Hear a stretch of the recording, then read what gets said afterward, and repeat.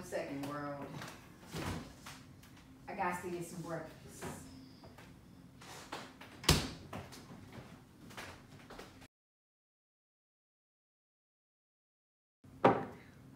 What it do, world? It's your girl, Jayde Juelz, and I'm back with a smile on my face.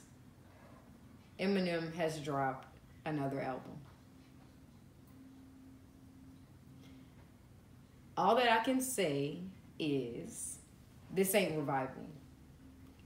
In a good way. Scale of 1 to 10. I'm going to just start out with the rating. Scale of 1 to 10. Kamikaze. I think I'm going to give it an 8 for now. Of course, I'm going to get into it, talk about all of the things that need to be said on behalf of me as per song. But just to start this off, I'm going to give y'all the rating, which is an 8 for now. Is it hot? Is it not? How do you feel about it, world?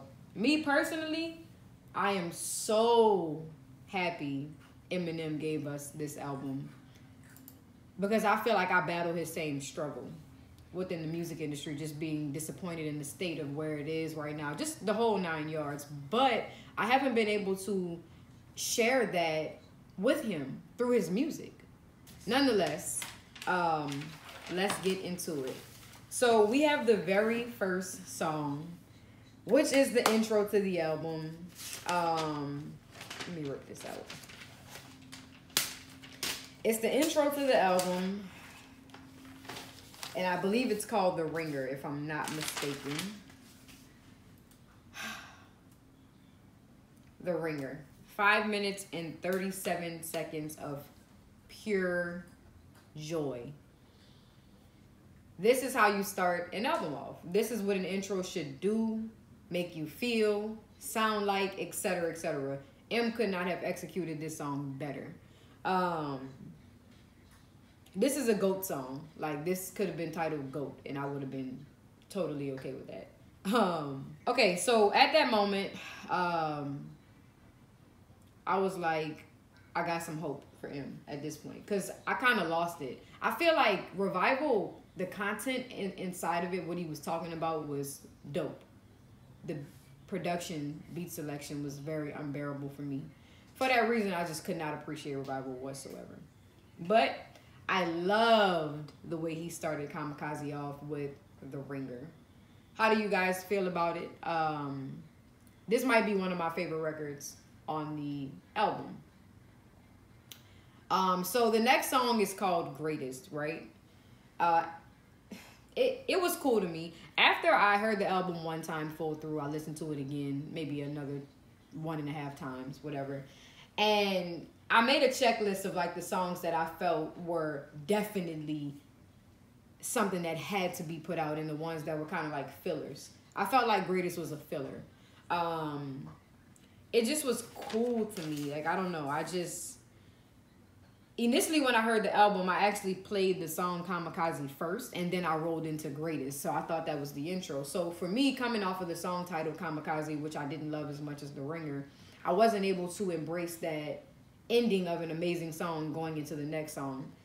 And which, when I listened to it the second time, I did. And I appreciated Greatest just a little bit more. But this is definitely Eminem's first attempt at fitting in with where the music industry is, and not just Greatest, the album in general. He definitely succeeded on this album in that aspect, in my opinion. I've heard a few dope bars at this point. The Ringer song is bananas. Like, we can break that down bar for bar, and every bar will pretty much be dope. But moving along, track 3 is called Lucky You. This is a single. This shit is ridiculous. This is one of the songs where I'm like, yeah, this had to be on this album. Joyner Spaz. Eminem came in and ate. That's all I have. I mean, like,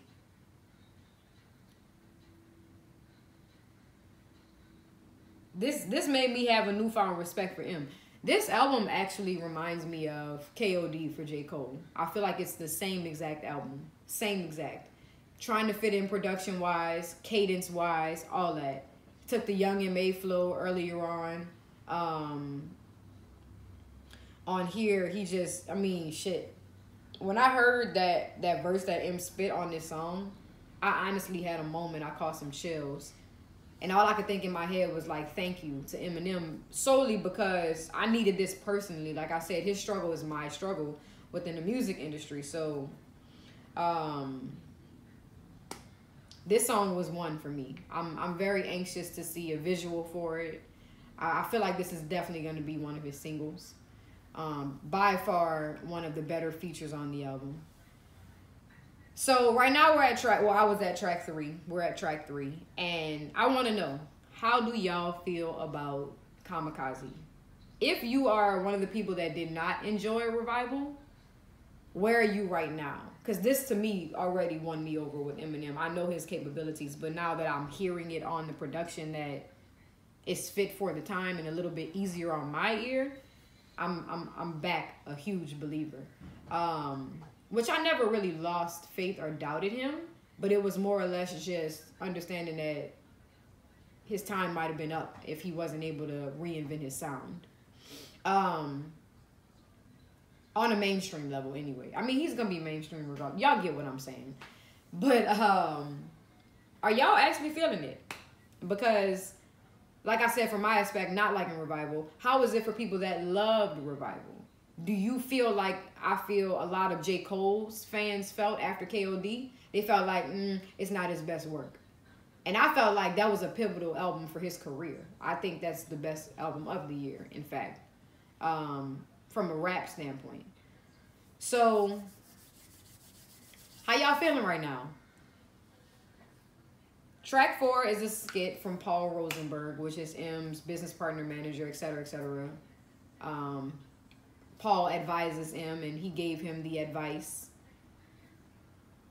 about Revival and just whatever. M didn't listen, and now we're here. Kamikaze, Paul pretty much just talks about he heard the album. He doesn't want to hear an album full of talking to each little person. He was like, is that what this is? Like, what are we doing here? So, next song is track 5, which is Normal. The hook is cool to me in Normal. The first verse cadence was... nah. But the second verse cadence was cool. I fucked with it. Definitely a lot easier on the ear for me to listen to. Also, when I heard track 5 again a second time, I liked it a little bit more. Which music has the tendency to grow on you when you hear it, so that makes a lot of sense to me. But that first verse confirmed for me was not cool. And the hook didn't do much for me because I wasn't able to appreciate it after having heard the first verse. It just was whatever, but the second verse, yeah. My question is, who did he go study for this? Because this is obvious that, not even just this song, the entire album at this point, it's clear that he took certain people's flows like Playboy Cardi, Young M.A. I feel like he took J. Cole's flow on this song right around like 1 minute and 40 seconds. Whatever the case may be, you can see that M really went sat down, studied the game a little bit, and then created. And I want to know who he went into. Like, I want to know what bag he chose. I definitely would have loved to hear The Dream featured on this record. This record is a record that The Dream would have set off for M. Hook would have been crazy. Although I know he has a bar in one of these songs when he's talking about, I don't even recite nobody else's hooks that they pin. I don't remember how he said it, but he was like, nobody not even writing my hooks. Like, we're not playing that around here. So he should have featured The Dream. I could hear The Dream having written him something that would have been better as a hook. But The Dream featured on this record would have made my day. I love the storytelling here. This song definitely is dope storytelling wise. And the singing part at the end had me laughing at M because I'm like, all right, bro, I see you really, really reaching here.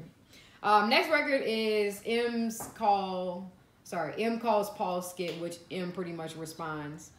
And then, if I remember correctly, because I didn't listen to this one twice, he had like a little melodic part in the end where he was like rapping low-key. And the shit he was saying was fire. Forgive me if I'm skipping over something of huge importance. I just didn't go back and listen to it twice. But the next record is Stepping Stone. Stepping Stone grew on me. I liked it the first time, clearly, because I heard the storytelling element within it. I know he was talking about just his past and apologizing to all of his once probably best friends, you know, co-group members, talking about Proof's death, saying shit wasn't the same after that, but also just putting an end to, I guess, what he feels like is the weight that's been on his shoulders his entire career for being responsible for the careers of the members of D12. He was like that shit is over. You know, it's long gone at this point. I can't help y'all niggas, man. Like, I can't do that. Like, that's not even about to be something that's mentally stressing me out. But he did apologize for whatever, I guess, happened between all of those guys through the years. So, Stepping Stone, I guess I liked it a little bit more. Damn, this shit hard to open. I liked it a little bit. There we go. I liked it a little bit more after I heard it the second time. I don't know who the female singing in the song is, but it gives me Macy Gray vibes. I don't know who it is, but it gives me Macy Gray vibes.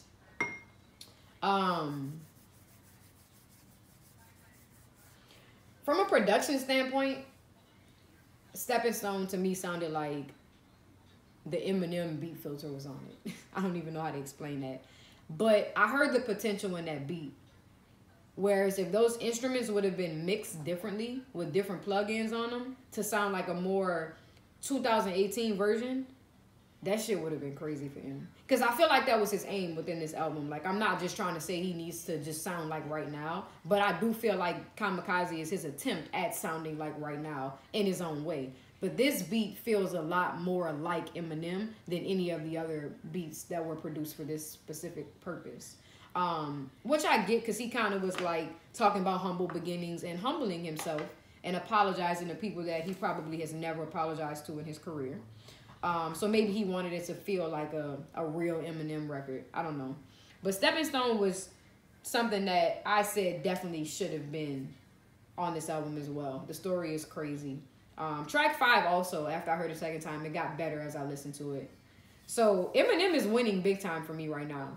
The only one record that I didn't love is Greatest. And that's of all the ones I've heard so far. Granted, some of them had to grow on me.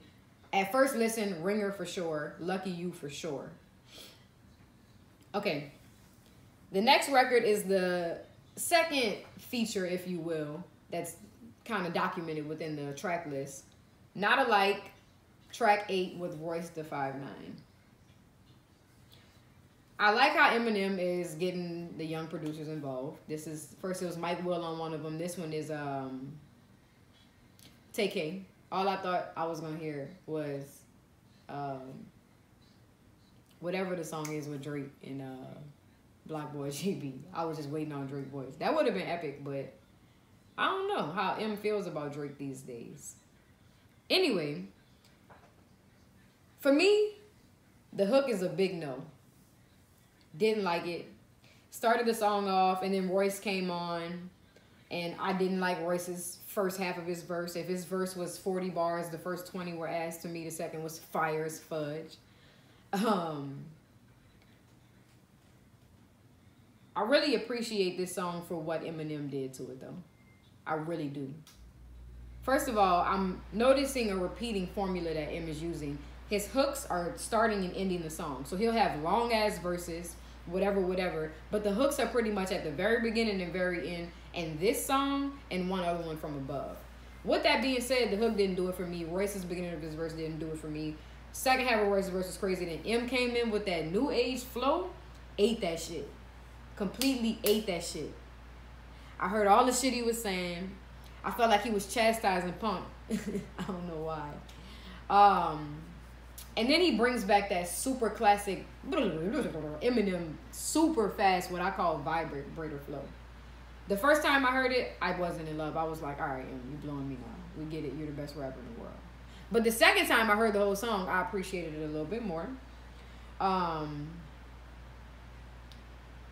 M, like, when he started talking about the bars, when he was talking about stay off of Haley's Instagram, all her comments and shit like that, I felt like he was the OG dad of the game that was, like, talking to the young ones that just no longer have respect for the OGs.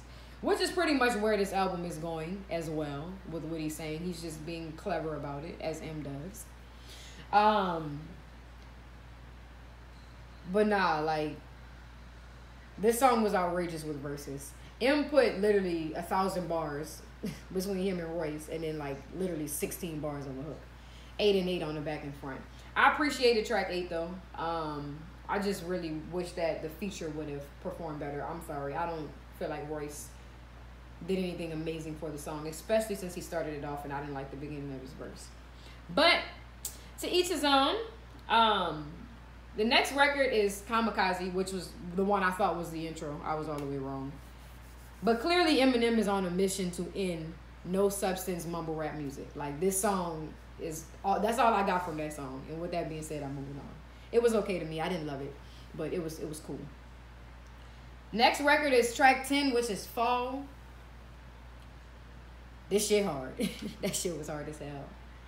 I felt like in the beginning I couldn't pick apart like what direction he was going with the feature on the beginning of the record. Or I don't know if that's him singing or what. But as I got into it a little bit more and I just started kind of just vibing to it, not trying to figure out where he was coming from, it felt like Pharrell, just not Pharrell's voice. Like the whole vibe, lyrically a little bit, but just the cadence and the way the beat felt, his tone a little bit, it felt like Pharrell. I really like Fall. Then we got into Nice Guy. It was Jessie, Reyes, M, and it almost sounded like Sway Lee. I don't know who the guy was spitting. I don't know if it was one of them rapping.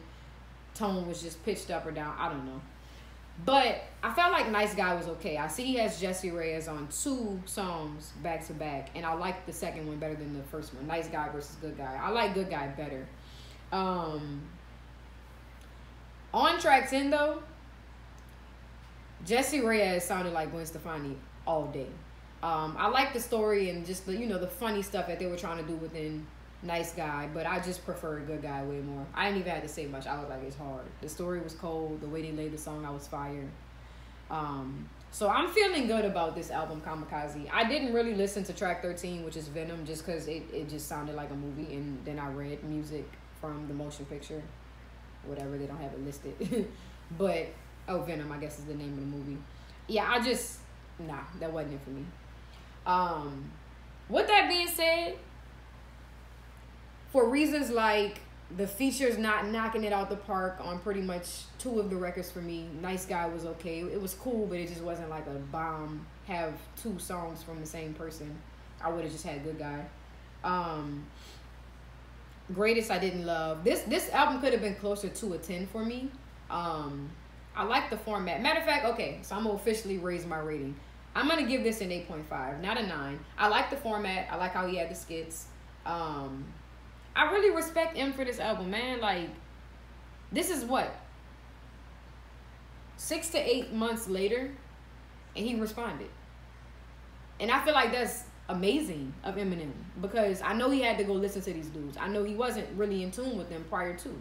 You could tell his music was so far away from where, I don't know, it was just off. Revival was off for me, production-wise. Like, I couldn't appreciate it. The Beyonce feature, the Christina Aguilera feature, like, they were just off. Nonetheless, this is a great follow-up. Cahoots to you, M. I hope this album does well. I know right now you got a lot of backlash from the young community just because they're looking at you like, oh, gee, sit down. I do feel like had this been your initial album, if it sounded like this, maybe not in concept, but somewhere here, sonically, you would have won. The younger generation probably wouldn't have been all excited about it, but they wouldn't have been in your ass behind that shit. Like, him addressing the media versus addressing the rappers is cool. I feel him on that, I do. But honestly, you know, a lot of people saying the same thing usually means it's not too far off from what the truth may be. And of course, music is subjective, right? Everybody has their own perspective when listening. But I like Kamikaze. That's all I have. It's your girl, Juelz. I'm about to get into this mango that was so difficult to open. Y'all hit the subscribe button. Go check out my music. I just dropped a song, NGGR. SoundCloud exclusive. It's a little mini EP on SoundCloud right now, low key. But y'all hit that subscribe button, getting them comments, getting the conversation with me. Deuces worldy. Don't be a snitch. Thank you. God.